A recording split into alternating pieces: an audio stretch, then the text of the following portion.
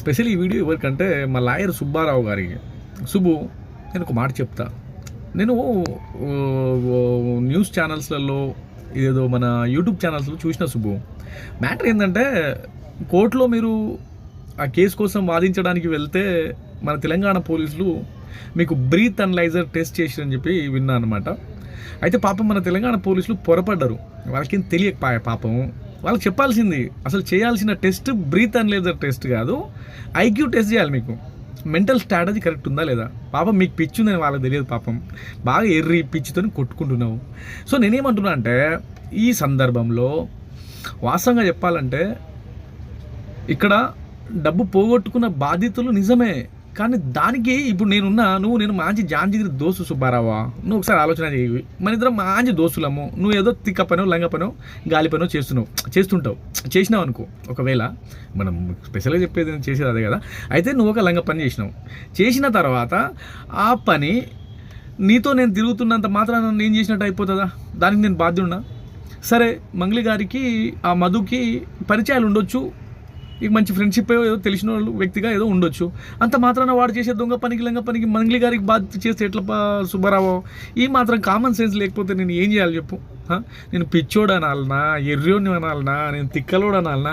నిజంగా చెప్తా ఉన్నా, నేను ఖచ్చితంగా ఎర్రగడ్డ మెంటల్ హాస్పిటల్ అడ్మిట్ చేయాలి, లేకపోతే నువ్వు మాటినట్టు కనిపిస్తలేవు. నువ్వు ఖచ్చితంగా ఎర్రగడ్డ మెంటల్ పేషెంట్వే. సో కాబట్టి సుబ్బారావా, నా మాటిను. నేను ఏమంటున్నానంటే వాస్తవంగా చెప్పాలంటే నీ కేసులు లేవని బాధపడుతున్నావు. ఒక కోర్టుగా లాయర్ చదివినావు, నిజంగా అది ఒరిజినల్ లాయర్ అనేది నాకు డౌటే.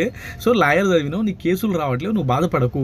మా దగ్గర భార్య భర్తల పంచాయతీ ఇట్లాంటివి చాలా ఉంటాయి. నీకు ఇంకొక మాట చెప్తా, ఇప్పుడు నా దగ్గర నీకు ఒక కేసు ఉంది సుబ్బు. మా తమ్ముడు నాతో మాట్లాడతలేడు, వచ్చి ఆ కేసు సాల్వ్ చేస్తే 116 రూపాయలు నేను నీకు దక్షిణగా ఇస్తాను. ఇట్లాంటి కేసులు నా దగ్గర చాలా ఉన్నాయి సుబ్బు. ఇట్లాంటి కేసులు చూడు, కానీ నువ్వు ఏంది సుబ్బుకి ఇట్లా తయారైనావు?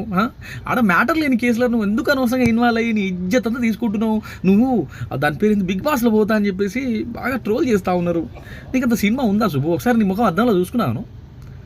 నీకు అంత సినిమా ఉందా? బిగ్ బాస్లో పోయి యాక్టింగ్ దాంట్లో రియాలిటీ షోలో చేసేంత సినిమా అయితే నాకు ఎటు చూసినా వెనక చూసినా నాకు కనిపించట్లేదు సుబ్బా.